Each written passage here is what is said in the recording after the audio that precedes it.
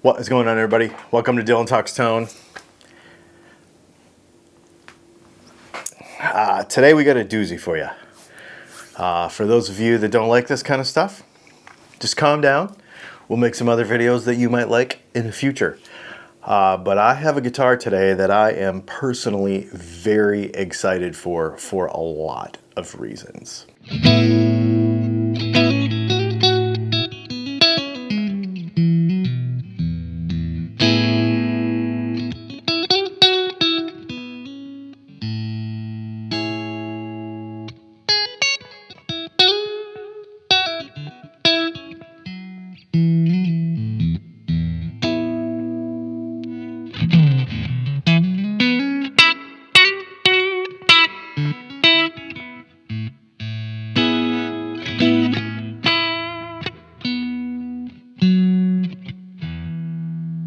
This is the McCready signature Stratocaster.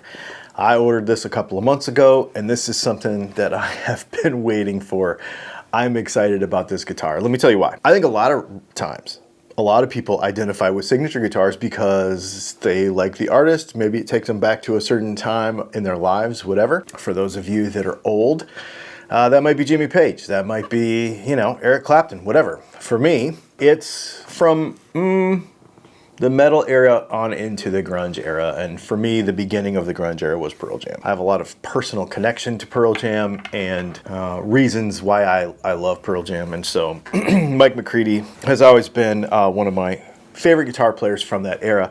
In fact, the other reason is because I started out on a Stratocaster when I was 13 years old, or even younger than that, probably, I don't know, maybe even 6 or 7 or 8. And he always had a great guitar tone that was heavier with a Strat. And so that was something that I really, really loved. I was really excited when this guitar was announced in a form that I could afford. These things came out from, master built custom shop ones, and they were like 15 grand. And I was like, man, hopefully they come out with one that's, sub $2,000 that I'll be able to afford. And they did. And here it is. So this thing is modeled after a 1960 Stratocaster. Of course, there's a whole story about he thought it was a 59, later on learned that it was a 60.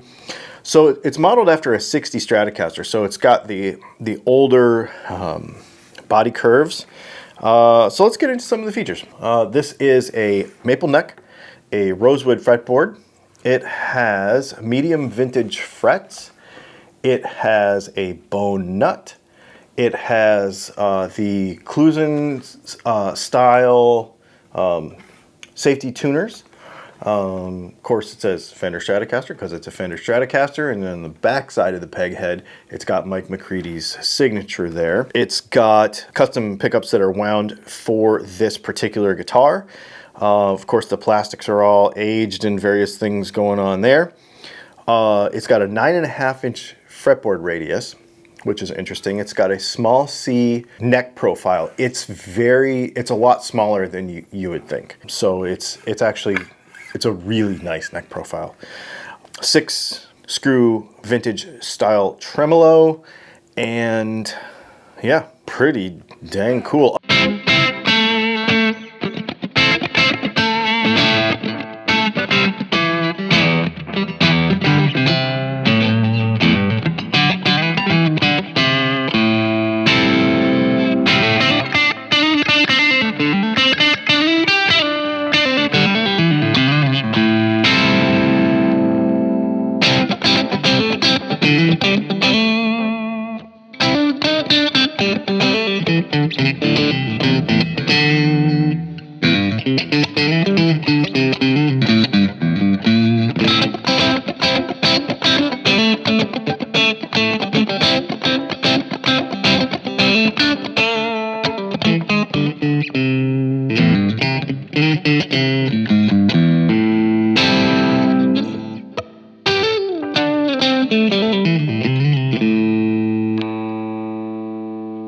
So the elephant in the room for a lot of you is that this guitar is one of those relic aged deals. They call it Roadworn. It's a nitrocellulose finish that's been Roadworn.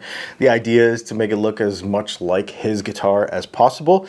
And I think they did a pretty good job. You know, it's not custom shop quality for sure, but it's also not $15,000, and even regular custom shop stuff in the $6,000 or $7,000 or $8,000 range,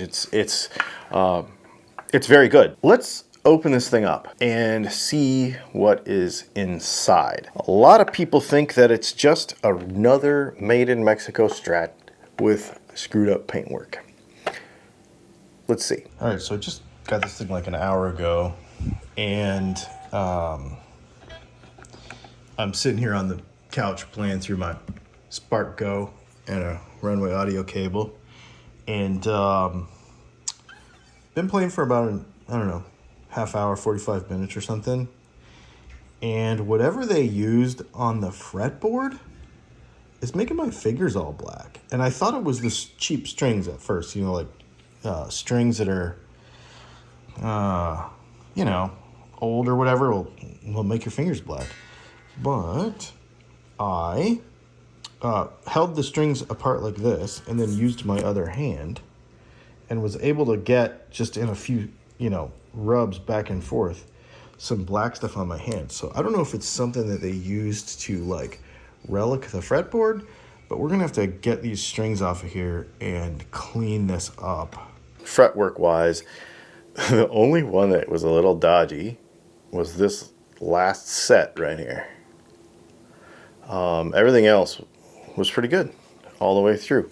And of course fret ends and stuff are fine. So actually the fretwork's pretty good.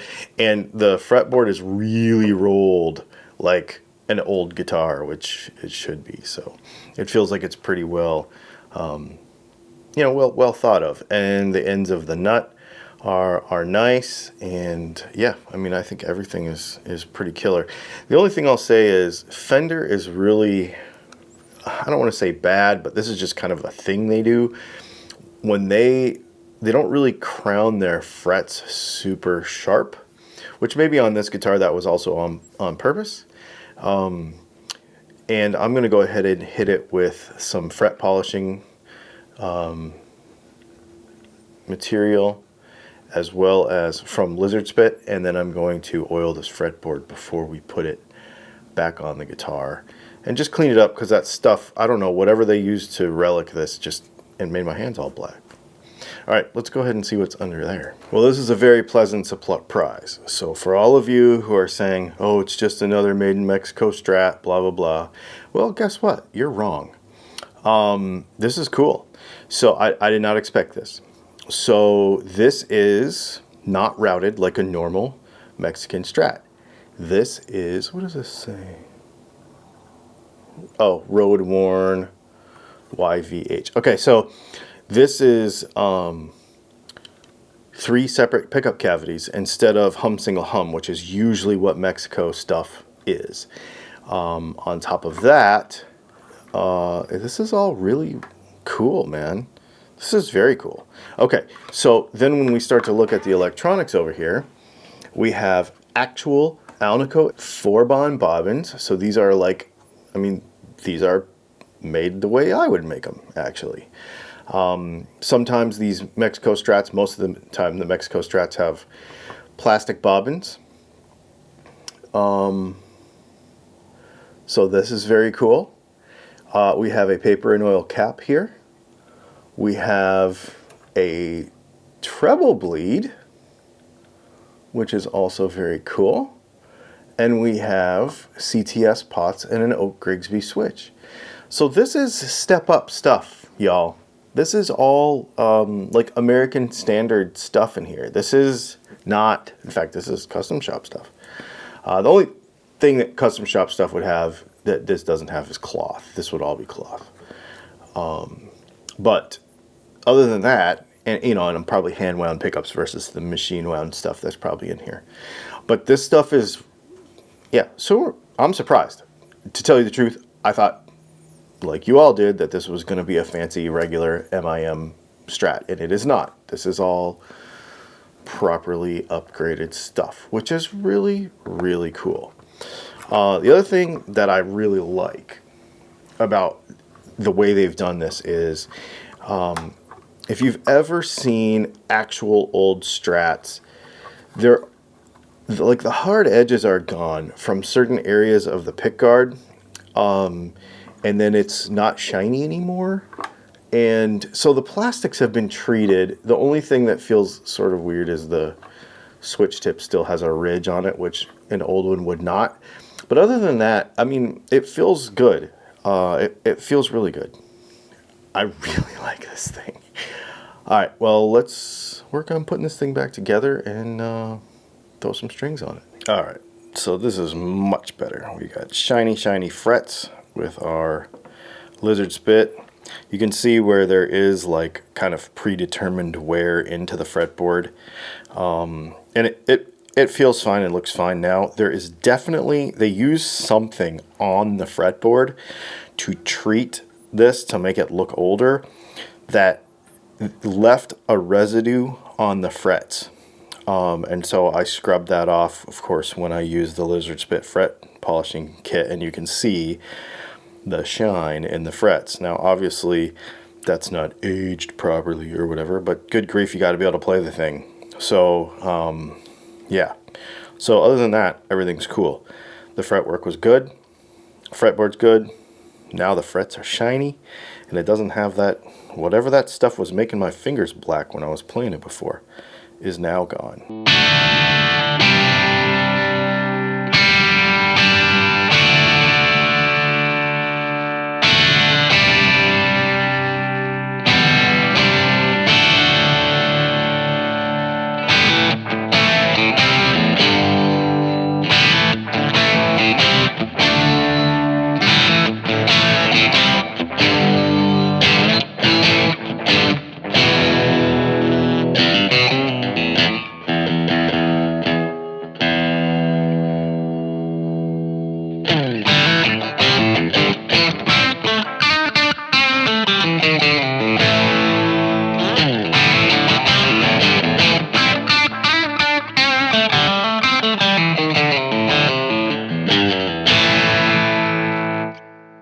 The other thing we should talk about once we have it all back together is quality control. As you saw there, the frets and all that stuff were totally fine.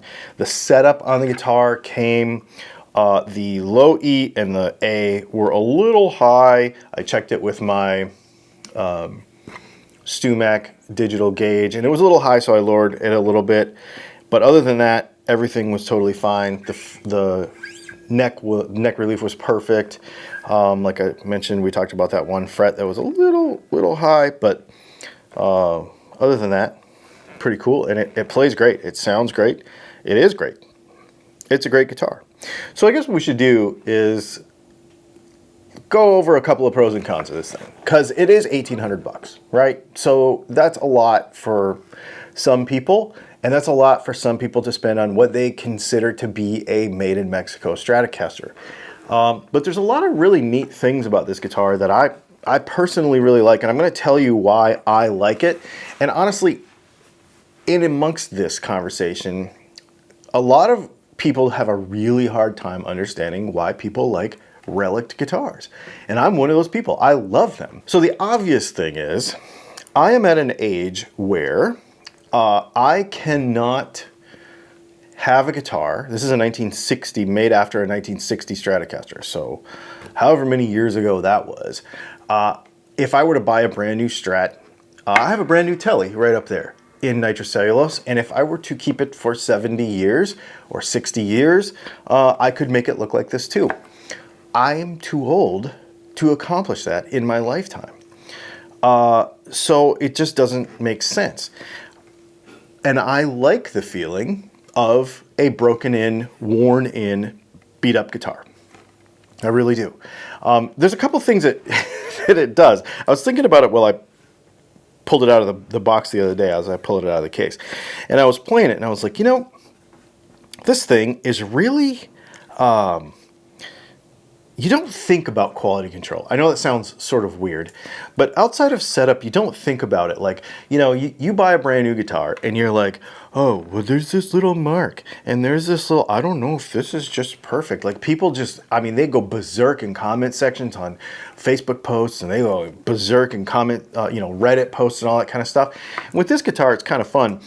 Because with an old guitar, you wouldn't do that. You would just pull it out of the case and be like, oh, this is pretty cool, man. And you just pick it up and you just start playing it. And that's what, it changes my mentality about how I look at the guitar when I just pick it up and play it. Don't even think about it. Like I don't care if the pick guard fits totally perfect. I don't care if, if it's scratched. I don't care. I just pick it up and I just play it. And immediately I'm comfortable. Now, part of that is because I grew up on a neck profile that was made after a 1962 Strat that's very similar to this. The other thing that I really, really like is the aging on the neck. So the aging on the neck is such that the fretboards are really, really rolled. The fretwork is really well done on the edges. It feels old. It just feels immediately comfortable. There is no break-in period. You just play the guitar. There's nothing to think about. I think about this guitar a lot less. I just pick it up and I play it. And I think that's really cool. When you think less about the actual gear and you just enjoy playing the guitar. I played this guitar all weekend. It has been on the couch with my I post some stuff on Instagram with my positive grid stuff or whatever. And in here too, in the studio playing. And I absolutely love it. I've just been playing the heck out of it because it changes my perspective when I pick up the guitar. I don't care about, oh, that's not real, that's not legit wear, none of that stuff. I don't care about it. I literally just pick it up and play it because I'm comfortable. And that, to me, is cool. The other thing I really like about it, the other thing that I think sets it apart from any normal Mexican guitar made in Mexico Stratocaster, is that the pickups and the electronics, as you saw when we took it apart, are next level. I did not know that before we took it apart, but I will tell you that I made notes for this video yesterday before I took this apart. And on my notes, it says these are the best made in Mexico pickups ever in any MIM Strat ever. These pickups are fantastic. I made that note yesterday before I took it apart this morning. So it's just good. It's just really good. It sounds great. And normally, like, I'm not a volume mod person, a treble bleed person. I'm gonna leave that on there, it's fine. It's great, it sounds really good. I keep gushing about it, but I really like it. All right, let's go over a couple of cons, because every guitar has some cons. We talked about the one high fret here. The biggest con to me on this guitar was the fact of whatever they used on the neck, it made my hands black. So when you get the guitar, get new strings. Oh, that's the other con. I don't like Fender strings. So, of course we put string joys on everything. So when I did that work this morning, I put a set of string joys on it. But before I did that, I polished up the frets and got rid of whatever they rubbed on the fretboard to sort of age it.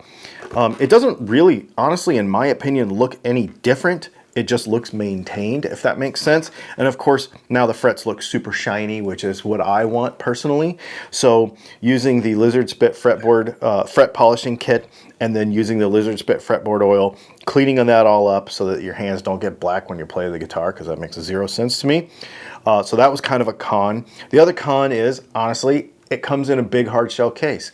I know some folks really care about a hard shell case and they wouldn't want an $1,800 guitar any other way, but I am so tired of hard shell cases. I have a stack of them.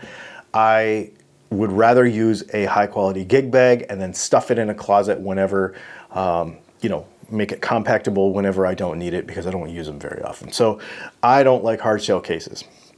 We mentioned the strings that I don't like. Some folks might not like the smaller frets. So these are those vintage mediums, and so they're a little small for some folks, so you may not like that as well. Other than that, the guitar's fantastic. It's great. And I say other than that, I think you should just get it anyway, even if you don't like small frets, because I think you would enjoy playing the guitar. It's great. My philosophy of use for this guitar is going to be this. My PRS Silver Sky is going to be my clean, and my McCready Strat is going to be dirty. This guitar does cleans so well, but these pickups don't really do dirty that well, in my opinion. This guitar does dirty very, very well. And the bridge pickup, dirty, in this Mike McCready Strat is absolutely phenomenal. It is like, I've never liked a Strat pickup dirty in a factory guitar. Now I like the stuff that we make, but in a factory guitar, I've never liked one this much. It's pretty cool. It's very, very cool. All you haters can get in the comments and say whatever you want. I don't care. I really like this guitar, and I think it's gonna be a keeper for me for at least a while. I really, really enjoy it a lot. I think it's a fantastic instrument. I've been playing it all weekend. I'm gonna play it some more. And I hope you get a chance to get one. I don't know how many they're making. I don't know how hard they are to get. I waited about 2.5 months for mine because I did buy it like a normal person. Nobody sent me one or anything. I didn't get put at the top of any lists or anything. It took me a couple months to get it. So there you go. The Mike McCready Strat. Get in the comments. Let me know what you think. Please be nice. You know, not for my sake. I don't care.